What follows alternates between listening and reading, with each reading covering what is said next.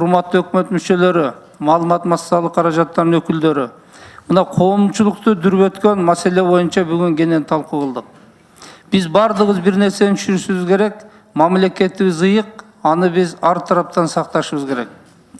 Эч кандай мамлекетке каршы аракеттенбешибиз керек, аракет болгондордун алдын мыйзам менен тосушубуз керек. Мына өзүңүздөр билдиңиздер, КТ Мобайл боюнча сатыш керек, кошумча болбойт дегендер бүгүн жыйынтыкка чыкты. Бул мамлекет үчүн керек экен, бүгүнкү күндө өкмөттүн милдети, өркүндөшүңүздөр керек. Ошол эле убакта Мегакомду кошо. Мегакомдун жетекчилиги тапшырма алыш керек.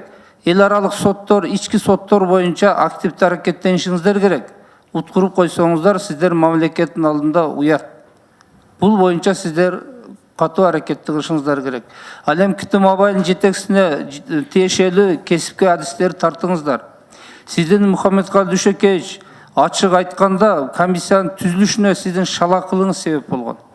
Сиз ошол маалымат чыкканда эле өкмөттү жыйнап туруп, мына азыр кызматтан кетирген жетекчилерди ошондо кубалап, бажаңызды кубалап, баласына баа берсеңиз, комиссияда түзбөйт эле, мамлекет бул деңгээлге чыкпайт эле.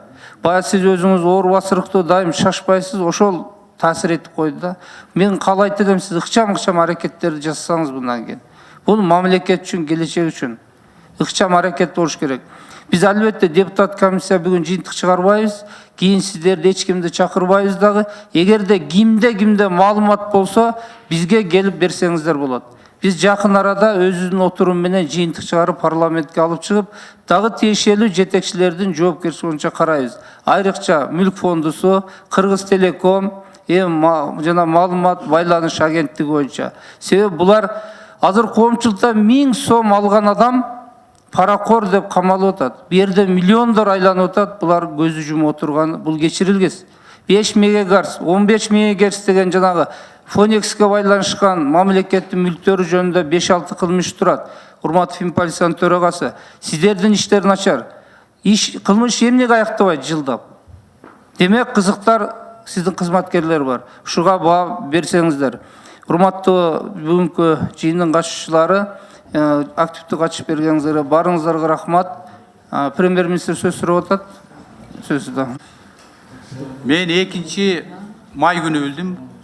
2 май күнү ушул маселе боюнча чогулуш өттүм, чогултуп.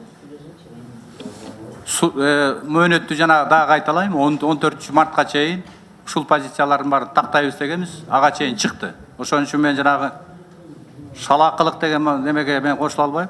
Себеби дегенде бул премьер-министрдин ишине баа берилип атат. Экинчиден коомчулукка 2 майга чейин билинбей келип, жана 12 май менен 14 майдын ичинде ушул сиздердин рахмат Мухаммед Дүйшөкеевич. Биз сизди айттык, биз сизге азыр баа берилекпиз. Комиссиянын жыйынтыгы менен жалпы баа берилет. Бүгүн катышып бергениңизге сизге, өкмөткө чакырылгандарга рахмат. Барыңыздар бошсуздар. Депутат комиссия мүчөлөрү 1 секунд өзүбүзчө, 1 гана секунд.